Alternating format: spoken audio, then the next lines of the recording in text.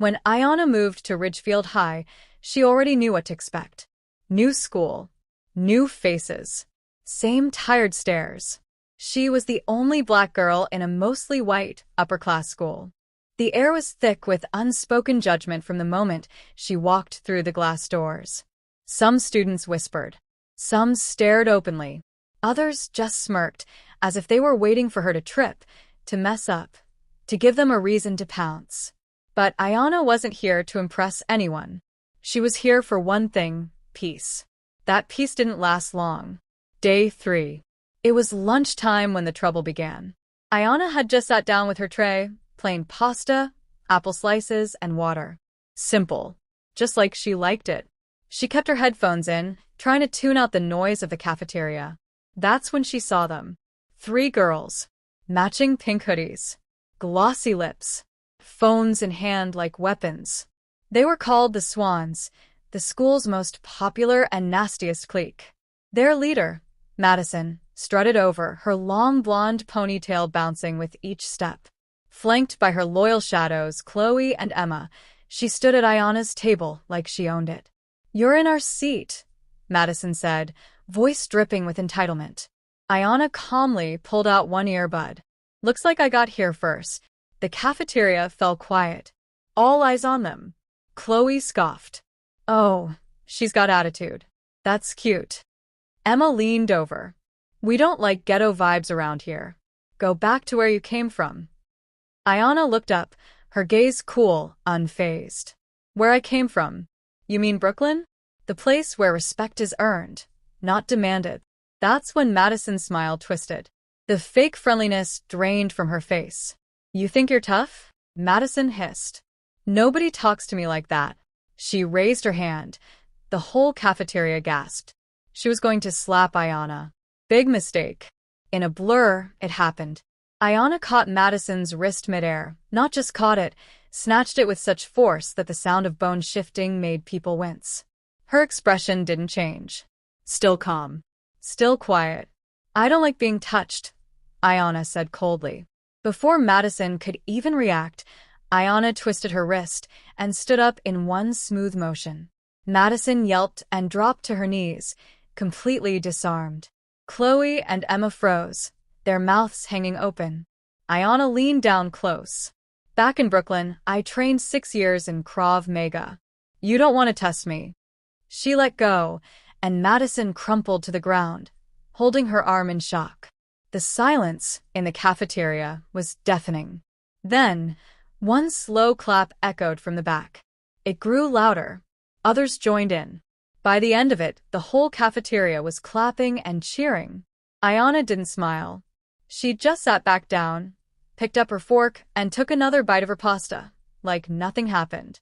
Madison, red with humiliation and trembling with rage, was helped up by her friends. They slinked away, their reign of terror shaken. From that day on, no one dared mess with Ayana. Not because she was scary, but because she demanded respect, and she'd earned it in a single, unforgettable moment. She didn't come to fight, but if the world made her, she would win. Every single time. The next few days at Ridgefield High were quieter. Not in a peaceful way, but in that eerie silence before a storm. Whispers still followed Ayana down the halls, but they were different now. Less mocking, more fearful. Some students looked at her like she was a superhero. Others like she was a threat. Ayana didn't care. She stayed focused. Eyes forward, grades up. That was her mission. But peace, it seemed, was not meant to last. Madison hadn't forgotten what happened. In fact, she was planning her revenge. One afternoon, Ayana opened her locker and found a note. Sloppy handwriting. No name. Watch your back. Ridgefield doesn't belong to you. She crumpled the note, unfazed. This wasn't the first time someone tried to scare her. She'd grown up around much worse than threats scribbled on pink paper. Still, something was off. The Swans weren't acting like themselves. They weren't loud or arrogant. They were quiet, but not defeated. They were plotting. Then came Friday. School was buzzing about the annual winter bash. Everyone who was anyone would be there. Ayana hadn't planned on going. She didn't have time for parties or fake friendships. But when she overheard Madison in the hallway, she paused. She won't show. She's too scared, Madison was saying. That girl's not Ridgefield material. She'll never belong here. Ayana's jaw clenched. It wasn't about the party. It was about the challenge. She would go, not to prove anything to them, but to remind herself that fear had no place in her life anymore. That night, Ayana showed up in a sleek black dress, simple but stunning. Her natural curls framed her face like a crown. As she walked in, all eyes turned. Conversations halted. Even the DJ missed a beat. But Ayana didn't flinch. She walked through that crowd like a queen, her presence a quiet storm. Madison saw her from across the room and smiled. Too sweet, too calculated. Something was coming.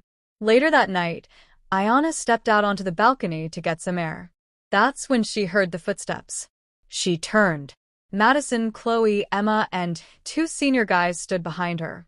Madison crossed her arms. You made a mistake coming here, Ayana. Ayana sighed. Another one of your setups? Madison smirked. This time, you won't walk away untouched. The guys stepped forward, smirking. Athletes. Tall. Built. They thought they could intimidate her. Big mistake. Ayana shifted her stance. Her breath slowed. Her vision narrowed. They lunged. What followed was a flurry of motions so fast, it was almost a blur. Ayana ducked under the first guy's swing, landed a precise kick to his knee. He dropped instantly, groaning. The second rushed in. She turned, using his own momentum to flip him over the railing onto a bush below. Not injured, but humiliated. Chloe screamed. Emma ran. Madison backed away, fear etched into every inch of her face. Why, you're crazy, she stammered. No, Ayana said, stepping closer. I'm done being quiet. I'm done being polite. You brought this on yourself. Madison turned and ran, leaving her pride behind. Ayana stood there for a moment, breathing steady, heart strong. Behind her, a small crowd had gathered. Phones out. Cameras flashing. This time, Ayana didn't hide. She looked directly at them. You want a show? She said. I just gave you one. And with that, she walked back inside, leaving behind the broken pieces of every attempt to break her. But this wasn't the end. What Ayana didn't know was that someone else had been watching. Not a student. Not a teacher. Someone dangerous. Someone who recognized her movements. Her training. Her power. And they weren't scared. They were interested. Far away, in a quiet room lined with screens and monitors, a woman in a black suit leaned forward and said, She's the one. Track her. Watch her. She's ready. Because Ayana's journey was just beginning.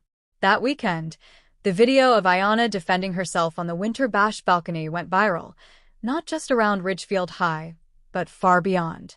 Someone had uploaded it to TikTok with the caption, When the new girl isn't one to mess with. Within hours, Ayana's face was everywhere. Tens of thousands of views. Hundreds of comments. Some supportive. Some hateful. Some intrigued. She stayed off social media for 2 days. She wasn't chasing clout. She didn't need validation from strangers behind screens. But something felt different now, like a shift in the atmosphere. When she returned to school Monday morning, it was as if the entire building stood still. Conversations halted. Heads turned.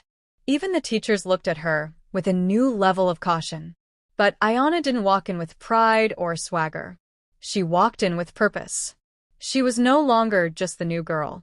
She was the girl who fought back. And someone didn't like that. That day during 5th period, Ayana was called to the principal's office. She expected a lecture, maybe a suspension for what happened at the party. But when she opened the door, it wasn't the principal waiting.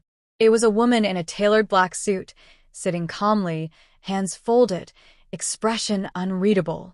Ms. Ayana Carter, she said. Close the door. Ayana frowned but obeyed. Who are you? I'm not from the school, the woman said.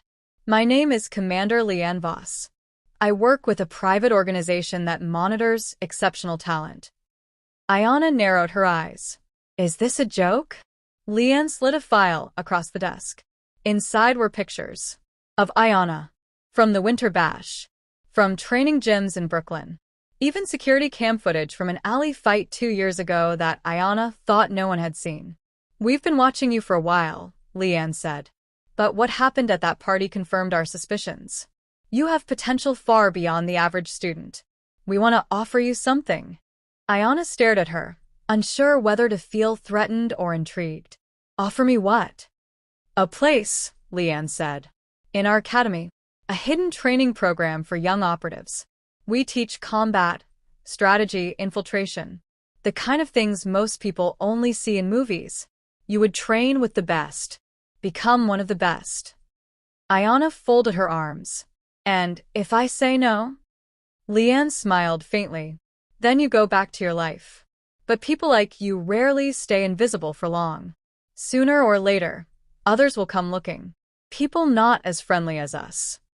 Ayana looked at the file again, her past, her present, all laid bare by someone who clearly wasn't just another teacher or scout. She had questions. So many. But something in her gut told her this wasn't just about training. This was about something bigger. Something dangerous. Something real. That night, Ayana didn't sleep. She stood on the roof of her apartment building, city lights twinkling below, the wind tugging at her hoodie. For years, she'd hidden her strength, buried her skills, tried to be normal. But maybe she wasn't meant to be. Maybe she was meant for something greater. Her phone buzzed. A single message. "Your car will arrive tomorrow. Decision time. 7 a.m. sharp." No signature. No name. Just that. She stared at the message for a long time. Then she looked up at the stars, her fists slowly tightening. She didn't ask for this life. But maybe it had always been calling her. Elsewhere, in a dark underground chamber, another girl was watching Ayana on a giant screen. She had icy blue eyes, braided hair, and a scar that traced her jaw like a tattoo of war. "She's the one they're recruiting?" she said to the man behind her. "Yes," he replied. "But she doesn't know what she's stepping into." The girl stood, cracking her knuckles. "Let her come. Let her train. I hope they turn her into a weapon." "Why?" the man asked. The girl smiled coldly. "Because when the time comes, I want to break her myself." Ayana stood by the curb at 6:58 a.m., dressed in black joggers, a gray hoodie, and calm resolve. The city was quiet, dew still clinging to the air. At exactly 7 o'clock, a sleek, black SUV pulled up. Tinted windows. Silent engine. The back door opened on its own. She took a breath. Then she stepped in. The car pulled away from the city, like it was slipping out of the world itself. No one spoke. No destination was announced. They drove for hours, past suburbs, hills, forests, until, finally, they entered what looked like an abandoned military facility. Fences. Security cameras. Silence. Inside, it was another world. Clean steel hallways. Sliding doors with biometric scanners. And people, young people, teens like her, training in silence. Punches hitting sandbags. Code flashing across digital screens. Sparring matches that looked more like choreography from an action film than anything she'd seen before. Commander Leanne was waiting for her. "Welcome to Project Raven," she said. "You're not a student here. You're a recruit. And this is where your real story begins." Ayana followed, eyes scanning every inch. Everything about the place screamed danger and promise. She was taken to a chamber where recruits stood in a row. All of them trained fighters. One was flipping a staff with ease. Another was hitting pressure points on a dummy. Some glanced at Ayana, sizing her up. Leanne stepped forward. "Everyone, this is Ayana Carter. You've seen her file. She made headlines last week. She's here now because she earned it, and because she's being hunted." Murmurs spread. Ayana raised an eyebrow. "Hunted?" Leanne nodded gravely. "Someone else is watching you. A rival organization. Ruthless. Dark. Their own recruits are trained from childhood to destroy or recruit others like you. We intercepted communications. They're calling you the new mark. They'll come. So you'll need to be ready faster than we planned. Ayana's heart slowed, not from fear, but focus. So, what do I have to do? Leanne's eyes met hers. Survive. Adapt. Master every skill we teach you. And when the time comes, fight not just to win, but to protect everything you are. Meanwhile, deep beneath a mountain facility on another continent, the girl with the scar, codename Sable, trained in silence. She moved like a shadow. Her fists shattered concrete blocks. Her eyes held no mercy. A man approached her, holding a file. Target: Ayana Carter. Confirmed enrollment in Project Raven. Sable took the file, glanced through it without a blink. She's strong, she said. Disciplined. She's your mission, the man said. They believe she'll become the next leader of Raven. That must not happen. Sable smiled darkly. Good. I want to break her spirit before I break her body. Orders? She snapped the file shut. I'll handle it my way. Back at Raven Academy, Ayana lay in her bunk that night, eyes open, muscles sore, mind racing. Her day had been filled with combat drills, surveillance training, obstacle courses, and psychological tests. She had been pushed harder in 24 hours than most kids her age experienced in a year. But she didn't break. She whispered to herself, they don't know what I'm capable of yet. And they didn't.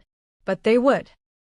Far away, in the shadows of a tall city, a third party observed from a distance, a hooded figure with glowing lenses for eyes, watching Ayana through surveillance drones. He spoke into a calm link. She's awakening. Just like the prophecy said. She doesn't know her true lineage yet. A voice on the other end replied, keep watching. When the time is right, we'll make our move. Not before. Because Ayana wasn't just special. She was chosen.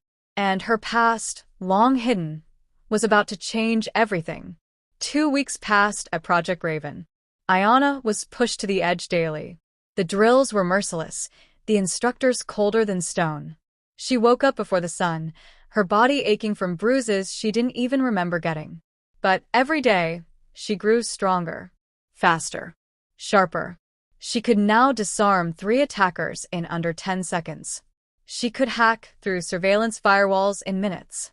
And her mind, once filled with the quiet anxiety of trying to fit in, was now focused on one thing: survival. And yet, something didn't sit right. There were dreams. Strange ones. A burning house. A woman's voice whispering her name in another language. Eyes watching her from the dark. Always the same symbol. A black bird with blood dripping from its wings. One night, after training, she stayed behind in the gym, hitting the punching bag long after the others left. Her fists pounded the leather with fury. Sweat poured down her face. She wasn't angry, she was searching. Digging. Trying to find the truth buried deep in her bones.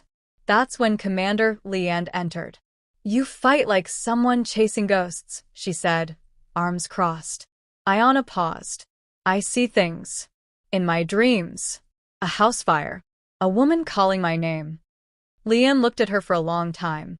Then she stepped forward and handed her a small, locked box. I wasn't supposed to give you this yet, she said. But the time's come. Ayana opened the box. Inside was a locket. Old, scorched at the edges, but still intact. Inside the locket was a faded picture of a young woman with strong eyes and deep brown skin. That's your mother, Leanne said softly. Ayana's breath caught. That's impossible. My mother died when I was a baby. I never saw a photo. Leanne shook her head. That's what you were told. But your mother didn't die in a car crash. She was one of us. One of Raven's best operatives. She disappeared during a covert mission involving a forbidden file, one that revealed the existence of the Serpent Syndicate. Ayana's hands trembled. You're saying my mom was a fighter like me? No, Leanne said. She was more than that. She was a legend. And they erased her because she found out the truth. Ayana felt like the room was spinning. Why tell me now? Because you're not just here to train, Leanne said. You're here to finish what she started. Across the world, in a cold, underground fortress known as the Spine, Sable stood before a long glass wall, watching simulations of Ayana's training sessions. She had studied every movement, every flaw, every strength, every spark of power behind Ayana's eyes. "She doesn't even know what's inside her," Sable said. A voice behind her replied, "That's why she's dangerous." Sable turned. "And that's why I have to break her before she finds the truth." The room went dark. A red hologram flickered to life, showing a map, the Raven Academy in the center, marked with a pulsing red light. "We strike in 5 days." Day 5. Ayana stood in a hidden archive deep within the Raven compound. With Leanne's help, she had gained access to restricted files about her mother. She uncovered footage, her mother in black tactical gear, leading missions, rescuing targets, defeating enemies twice her size. One clip stood out. Her mother, standing in the ruins of a burning lab, holding the very same locket, speaking into the camera. "If you're seeing this, it means my daughter survived. Ayana, you're more than a fighter. You are the key. The serpents want what's inside you.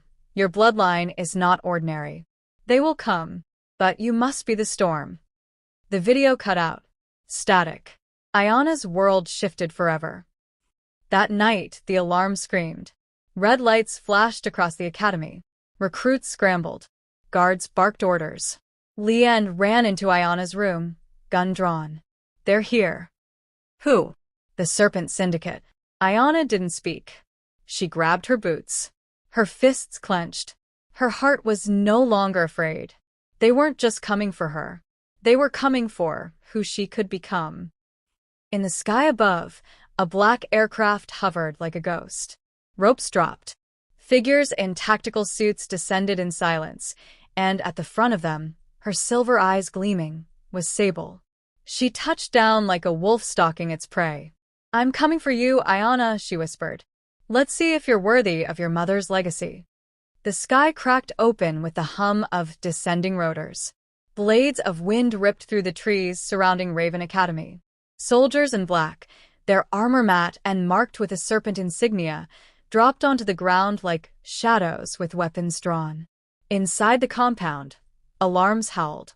Recruits scrambled for cover while instructors shouted in tight comms. The once serene facility was now under siege. Ayana raced through the hallways, her feet echoing off metal floors. Overhead, the emergency lights flashed red in sequence. Her breath was steady, focused.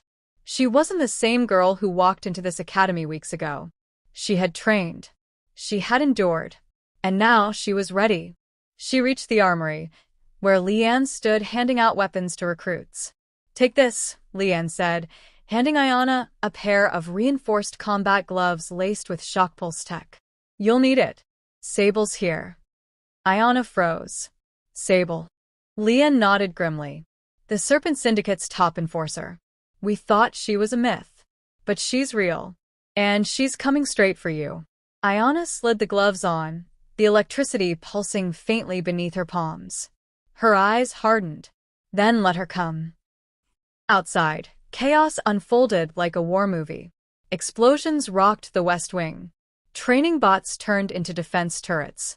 Recruits fought side by side with elite instructors, holding the line.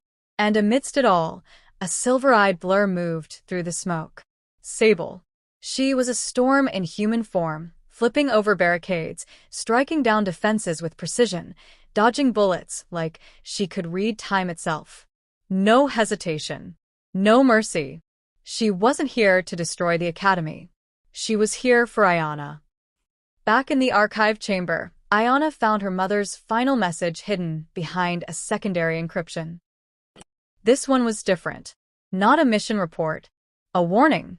"Ayana, the serpents want you because your blood carries the code. A genetic cipher built into your DNA. You were born from Project Khepra, a secret fusion of science and legacy. You're not just a fighter. You're the key to unlocking an ancient neural network beneath Raven. If they take you, they control everything." Ayana's knees weakened. Her entire life, the anger, the instincts, the strength, it wasn't random. It was designed. The vault pulsed with ancient light, the glowing tree-like network humming gently in the stillness. Its roots stretched into the very bedrock beneath Raven Academy, threading like veins through the world below. Ayana stood at its center, her palm hovering just inches from the core. The moment her skin touched the energy field, a blinding white light surged through her body. Time cracked. Space rippled. Images exploded in her mind, memories that weren't hers. A temple buried in sand. Monks whispering her name before she was born. Her mother, standing before the very same network, crying silently as a war raged behind her. Then, silence. Ayana dropped to her knees, gasping, sweat pouring from her forehead. The network dimmed slightly, then spoke again. Not through words, but thoughts. You are the last guardian. The code in your blood unlocks the mind of the old world. You are the vessel, the weapon, the heir. She backed away slowly, her heart racing. She wasn't just fighting for survival anymore. She was fighting for everything. Back on the surface, Raven Academy was in recovery mode. Engineers repaired the West Wing while drones scanned the horizon for signs of another serpent strike. Leanne stood on the roof, watching the sunrise, her expression unreadable. Ayana approached silently. She got away, she said. Sable. Leanne didn't look at her. Let her run. Next time, we'll be ready. I need answers, Ayana said. My mother. Khepra, this code inside me. What does it all mean? Leanne turned slowly. Come with me. They descended deep beneath the academy, farther than Ayana had ever gone. Past sealed doors. Past security checkpoints. Into a cold chamber lit only by a single red hologram, a world map with glowing points scattered across every continent. These, Leanne said, are Khepra nodes. Ancient data beacons. Hundreds of years old. Most people think they're just ruined temples, weather stations, abandoned bunkers. But they hold fragments of a lost civilization, one that used biocode to store knowledge, hidden inside chosen bloodlines. Ayana stared at the map. My bloodline. Leanne nodded. Your mother was the last known guardian before the fall. She hid the network from the serpents, scattered its access points, and sealed the vault here with your DNA. You are the only person alive who can reawaken it all. Ayana clenched her fists. So, what do I do now? Leanne turned to her, face grave. You go into the field. You find the nodes. And you finish what your mother started. Mission 001 Morocco. A week later, Ayana stood under the blazing sun, her black suit blending into the jagged cliffs of the Atlas Mountains. She was no longer a student. She was an agent, armed, trained, and deadly. Beside her was a small tactical team, Zara, the sniper, Dex, the tech wizard, and Rael, a quiet man with scars across his arms and secrets in his eyes. Their target was an ancient Khepra shrine built into the cliffside. Recently uncovered by a landslide, it was now guarded by mercenaries in serpent syndicate colors. Ayana peered through her binoculars. 6 men at the gate. 2 snipers. A central relay tower. That's where they're trying to decrypt the node. Zara smirked. They're in the way. Ayana's voice was calm. We go silent. No casualties unless necessary. Rael raised an eyebrow. You sure you're ready for this? Ayana's eyes narrowed. Let's find out. The infiltration was surgical. Zara took out the snipers. Dex scrambled the cameras. Rael disabled the external perimeter with a magnetic pulse. Ayana led the breach, dropping from the cliffside like a shadow, slipping through tents, knocking out guards with single strikes. Then they reached the shrine. The door was stone, circular, etched with the same tree root symbols she'd seen in the vault. Ayana approached, heart pounding. She placed her hand on the center. The stone glowed. Then, shhhhrrrkkk. It cracked open, revealing a spiraling stairwell descending into the mountain. They stepped inside. The shrine was a marvel. Golden light bounced off glass-like walls. Ancient machines hummed, still alive after centuries. In the center of the chamber stood a floating crystal orb, suspended over a deep pit of swirling data. and on the wall a message written in an ancient dialect. Dex read it slowly. Only the blood of flame may access the memory root. Ayana stepped forward. As her hand touched the orb, it burst with light. And suddenly, she was somewhere else. A vision. A memory. She saw her mother, younger, standing in this same room, pregnant, crying, saying goodbye to someone in the shadows. Then a war. Screams. A betrayal. A serpent leader with half his face burned. Malrix, the name echoing through Ayana's mind like thunder. He killed her mother's team. He hunted her mother. He's still alive. The vision ended. Ayana staggered back. Rail caught her. What did you see? Not what? Ayana whispered. Who? Back at the surface, their comms crackled. Leanne's voice came through urgent. Ayana, abort the mission. Sable's on site. She's en route to your location. Extraction in 10 minutes. Ayana gritted her teeth. No. We finish what we started. Dex looked at her. You sure about that? She nodded. Let her come. I'm done running. They held the shrine for 7 minutes before the attack came. Smoke grenades. Shouts. Footsteps. Then the unmistakable sound of Sable's boots on stone. She entered the chamber alone. You activated it, she said. I felt it. You're too late, Ayana replied. Sable looked at her, not with rage this time, but something closer to sorrow. You don't understand what you're waking up. The Khepra network isn't just knowledge. It's a weapon. It changes people. Ayana stepped forward. Good. Because I'm going to change everything. And then, round 2 began. Their fight was even more brutal than before. This time, Ayana was faster, stronger, empowered by the shrine's energy. Her punches sent cracks through stone. Sable matched her move for move, but she was no longer fighting a girl. She was fighting a legacy. Ayana landed a final blow that knocked Sable flat. Breathing heavy, she stood over her. You don't have to be one of them, Ayana said. You can help us stop what's coming. Sable's eyes flickered, just for a moment with doubt. Then the roof shook. Missiles screamed from above. The Serpent Syndicate was bombing the shrine. Ayana's team scrambled. Sable vanished again in the chaos. Ayana, bleeding, glowing, dragged the orb from the shrine just seconds before it collapsed. Back at Raven, Leanne reviewed the data. You've awakened the first node. The others are coming online. This is bigger than we thought. Ayana sat silently, staring at the orb. They're going to keep coming, she said. Sable. Malrix. All of them. Leanne nodded. And we're going to keep fighting. Ayana looked at the glowing roots within the orb. Her mother's voice echoed once more. You are the flame that cannot be extinguished. She closed her eyes, ready for whatever came next. Because now she understood. She wasn't just a fighter. She was a revolution. Boom. The wall behind her exploded inward. Smoke. Silence. Then footsteps. Sable emerged from the dust, her silver eyes locked on Ayana. I've watched you, Sable said, her voice like shattered glass. Trained like me. Moved like me. But you're not me. Ayana stood, fists clenched. I'm not trying to be you, she said. I'm trying to be something greater. Sable smirked. Then show me. And she charged. Their first clash cracked the floor. Sable struck with ruthless speed, her fists moving like bullets. Ayana dodged, countered, spun, kicked. Their battle was a dance of fury. Fists meeting fists, sweat flying through the air, tech gloves flashing with energy.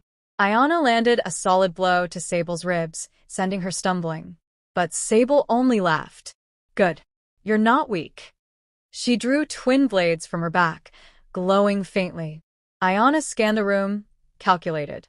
She remembered her training. Never fight force with force. Use flow. Use instinct. She feinted, dodged, caught Sable's wrist mid-swing, and flipped her hard into the console table. Sparks flew. Sable snarled. You're stronger than I expected. You haven't seen anything yet, Ayana growled. The fight went on, brutal, relentless, raw. Furniture shattered. Steel bent. Blood was drawn. But in the moment Sable tried to stab Ayana through the chest, something happened. Ayana's eyes glowed. Time slowed. A field of energy erupted around her. The blade stopped in midair, frozen, repelled by an invisible force. Ayana stepped back, heart pounding. She looked down at her hands. Her skin glimmered with faint gold veins. Her blood was awake. The cipher had activated. Sable's expression changed. For the first time, she looked afraid. "You've triggered the core," she whispered. "You don't even know what you are." Ayana stood taller. No. "But I'm about to find out." The ground shook. A hatch beneath the archive cracked open, ancient gears grinding. From the depths of Raven Academy, a platform rose.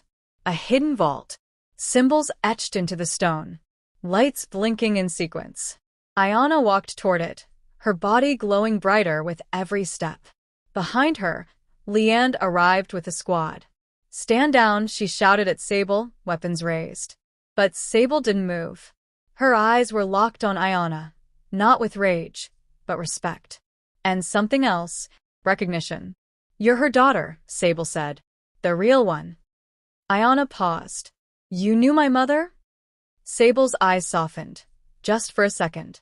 "She spared me once," she whispered. "Now I know why." Then, before anyone could react, Sable activated a flash grenade and vanished into the smoke. Hours later, the academy lay in ruins, but the core was safe. Ayana sat in the medical bay, bruised but not broken. Her hands still buzzed with residual energy. Leanne stood beside her, silent for a while. "She knew your mother," Leanne said. "That's a piece of the puzzle we didn't expect." "She said I'm the key," Ayana said. "To something under the academy." Leanne nodded. Yes. "That vault hasn't opened in decades. It only responds to your bloodline. Your mother locked it before she disappeared." Ayana looked toward the window, her thoughts distant. "She left me a mission," she said. "Now it's mine." Far away, Sable stood before a hologram of a cloaked figure. "She's more powerful than we thought," she said. "And she's remembering who she is." The figure leaned forward. "Then we move faster. If we can't take her, we destroy everything she stands for." Back at Raven, Ayana stepped into the vault alone. Inside were artifacts, weapons, files. A massive digital tree glowing at the center, roots spreading beneath the earth, connecting to satellites and old networks across the globe. She reached out. It recognized her touch. A soft voice echoed through the chamber. "Welcome, Ayana Carter. You are the last guardian of Khepra, the final flame. The war has begun." Ayana closed her eyes. The past had found her. Now she had to fight for the future. The shattered remnants of the shrine smoldered beneath the weight of the missile's strike. Rubble choked the once glorious chamber, but Ayana stood tall, holding the Khepra orb close to her chest. Her heart beat loudly in her ears, every pulse a reminder that the war was far from over. As the dust settled, her team gathered around, silently assessing the damage. Zara had a sniper rifle slung over her shoulder, eyes scanning the horizon for any remaining threats.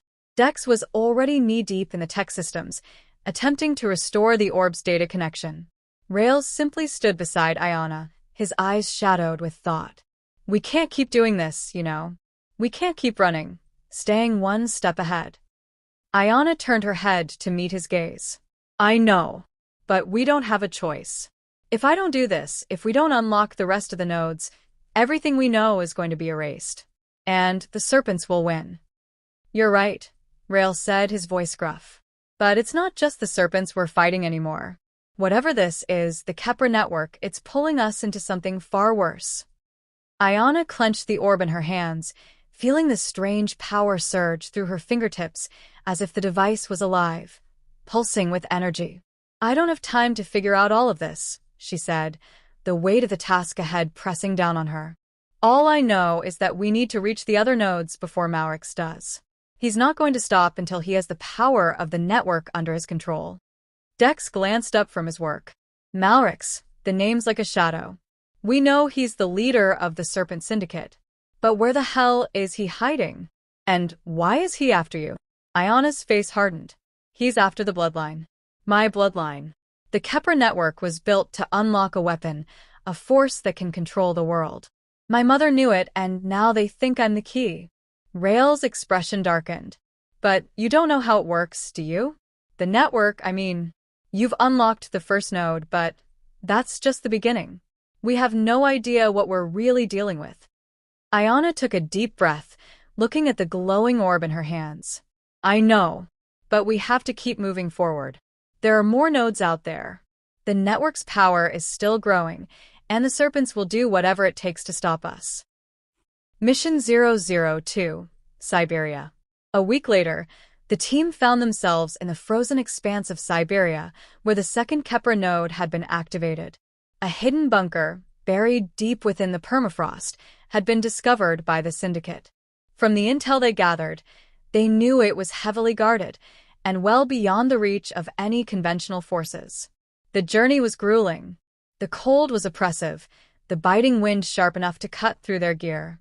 The team moved in silence, their breath vaporizing in the frigid air as they trekked across endless snowfields, their destination a mountain range known for concealing military installations. Ayana led the way, each step weighed down by the enormity of the mission ahead. Zara kept watch with her sniper, her eyes constantly scanning the distance for any sign of movement. Dex was glued to his satellite device, tracking the signal from the Khepra node beneath the mountain. I've got a lock, Dex called out, his voice muffled by the cold. It's right under our feet. Ayana nodded. Then we're close. The entrance was hidden within a cliffside, partially covered by the vast snowdrifts. The Serpent Syndicate's men had already set up a perimeter, armed with heavy artillery, patrolling the area like hawks. Rael spoke low. We need to move in fast. If we waste time, they'll trigger the defenses. Then we move now, Ayana said, setting her jaw. They approached from the shadows, their movements swift and coordinated. The team knew what was at stake. This was no longer about simple survival, it was about controlling the future. Zara picked off the guards one by one, her shots silent and precise. Rael disabled security cameras as they moved forward, keeping the path clear. Ayana and Dex followed closely, their senses alert to every shift in the wind, every change in sound. They reached the entrance, a steel door with a series of high-tech locks. Dex crouched down and connected his device to the terminal. This should take a minute, Dex muttered, his fingers flying over the keys. Ayana's eyes were on the lookout. She could feel the pulse of the Khepra network, growing stronger, thrumming beneath the mountain. The orb in her pocket vibrated lightly, as if calling to her. The door hissed open. They descended into the darkness. The bunker was unlike anything they had encountered before. It was vast, filled with rows of dormant machines, glass tubes that glowed with strange symbols, and data cores embedded into the walls. It felt alive, like the very structure itself was part of a larger machine, a weapon waiting to be activated. Ayana could feel the presence of the Khepra network in the air, resonating in the walls, pulsing in time with her heartbeat. Over here, Dex called. He was already at a terminal, his fingers rapidly typing in commands. This is it, the second node. Ayana approached, her heart racing as the interface lit up, revealing another encrypted layer. She placed her hand on the console. The room seemed to tremble. The second node activated. In an instant, the world around them seemed to shatter. Images flashed through Ayana's mind, memories that didn't belong to her. She saw her mother, young and determined, entering this very bunker. She saw men in dark robes, the Serpents, performing strange rituals around the machine. The vision shifted to a laboratory, where scientists were running tests on her mother. She was strapped to a chair, surrounded by monitors, as a beam of energy shot from the Khepra node and into her body. A voice echoed through Ayana's mind. You are the key. Your bloodline carries the power to unlock the full potential of the Khepra network. But you must choose, control it, or become its slave. The vision ended, and Ayana stumbled back, gasping for air. Her mind was reeling. Her mother had been part of something far bigger than she had ever imagined. But there was no time to process it. A loud bang echoed through the bunker. The Serpent Syndicate had arrived. The battle for the second node was swift and brutal. The Syndicate had infiltrated faster than Ayana had anticipated, and within minutes, the bunker was filled with the deafening sound of gunfire and explosions. Ayana fought like a blur, moving faster than she ever had before, her senses heightened by the Khepra network. She was a force of nature, taking down Syndicate soldiers with ease, her body a weapon forged in the crucible of her training and the power of the network. But it wasn't enough. Sable emerged from the smoke, her silver eyes glowing with an eerie light. She had been waiting for this moment. "You're stronger," Sable said, her voice cold. "But you're still not ready." Ayana felt the pressure of her bloodline, the power surging within her, urging her to strike.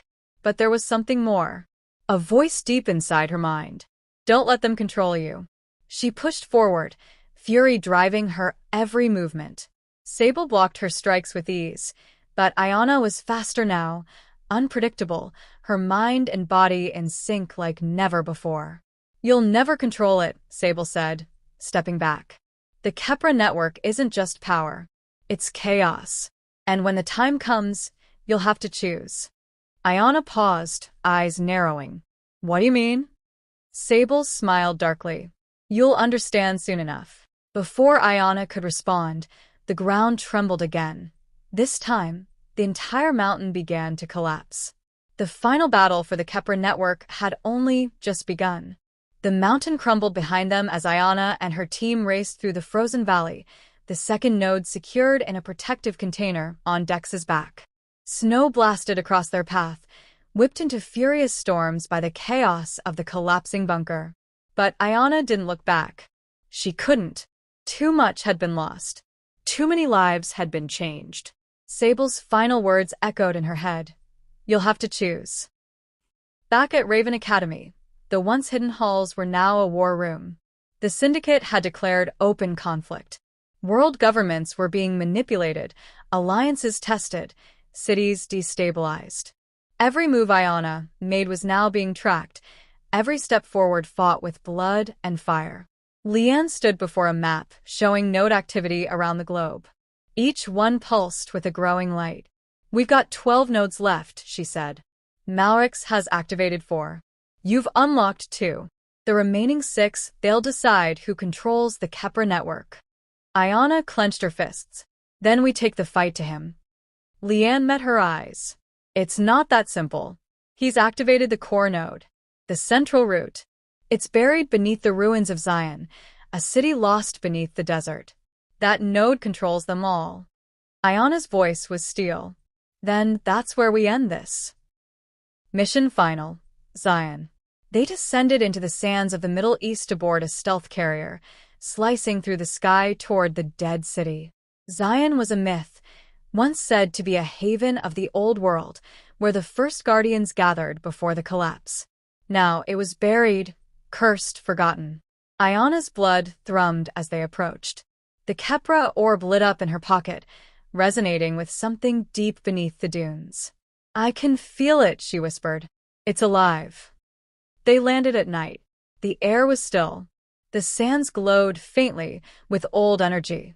Beneath their boots, the remnants of Zion whispered in silence, long-dead voices calling from below. Dex activated a scanner. "There's a shaft here. Artificial. Leads down." Ayana didn't wait. She leapt in, Rail and Zara close behind. The descent led them into a cavern of impossible architecture, black stone fused with shimmering roots of datolite. In the center stood a massive obelisk, surrounded by glyphs swirling in midair. And there, standing at the base, was Malrix. He turned slowly, his half-burned face twisted with calm madness. "You've come far," he said. "But too late. The root is waking. The world has already begun to change." Ayana stepped forward. "You killed my mother." Malrix smiled. "She chose to stand in the way of evolution. Just like you will." "Evolution isn't built on blood," Ayana said. Malrix stepped aside and raised his arms. Then stop me. But you'll have to connect to the core node to do it. That means finishing what she started. That means becoming it. The obelisk pulsed, and Ayana felt her heartbeat sink to its rhythm. Leanne's voice crackled over comms. Ayana, don't connect. If the energy overwhelms you. I have to, Ayana said. It's the only way. She stepped forward, past Malrix, past the ancient code, and placed her hand on the obelisk. It lit up like a star being born. She was pulled through space and memory. Time dissolved. She saw her mother in the final moments of life, sealing the core node, crying as she encoded Ayana's DNA into the lock. She saw the fall of Zion, The birth of the serpents. The wars. And she saw something else. The future. Not of destruction, but rebirth. She saw herself older, stronger, leading others, not as a warrior, but as a guardian of balance. Then the choice. A final prompt burned into her mind. Absorb power, or release to world? She felt it, the temptation, to wield it, to end all conflict herself. But she remembered Sable's words. Power wasn't meant to be owned. It was meant to be shared. Ayana reached into the code, and with a deep breath, chose. release. The energy exploded outward. The Khepra network unraveled from its prison, spreading across the globe, not as a weapon, but as knowledge. Every node opened, every lie exposed, every hidden truth made known. The syndicate lost its hold. Governments toppled. And humanity began to remember who they were before the fall. Not pawns, not weapons, but builders. Malrix screamed as the light consumed him, his power torn away. He fell to the ground, broken and silent. Ayana collapsed beside the obelisk, breathing hard. Rael rushed to her, holding her steady. You did it, he whispered. Ayana looked up at the sky through the broken ceiling, light pouring down like the dawn of a new world. No, she said softly. We did. 1 year later, the world was healing. Raven Academy became the nexus, a place where new guardians were trained not to fight, but to guide, to protect, to teach. Ayana stood beneath the great tree in the courtyard, now glowing with the living roots of the Khepra network. Children gathered around her, learning, listening. She was no longer a fugitive. She was a legend, and the flame within her, once meant to destroy, now lit the path to peace. The end.